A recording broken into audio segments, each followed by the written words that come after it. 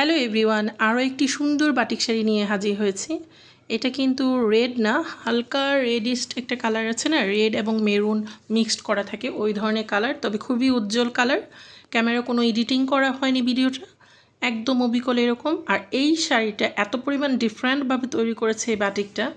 দেখো, বাটিকের কিন্তু অনেক কোয়ালিটি আছে। বাটিক তুমি 500 টাকায় পাবে, 400 টাকায় পাবে। আবার সেই একই প্রিন্টের মতো বাটিক করা সেগুলোও কিন্তু তোমরা পাবে 1000 টাকায়, 2000 টাকায়, 3000 টাকায়। তো বাটিকের ডিফারেন্ট হয় বাটিকের কাপড় এবং সুন্দর কোয়ালিটির উপরে।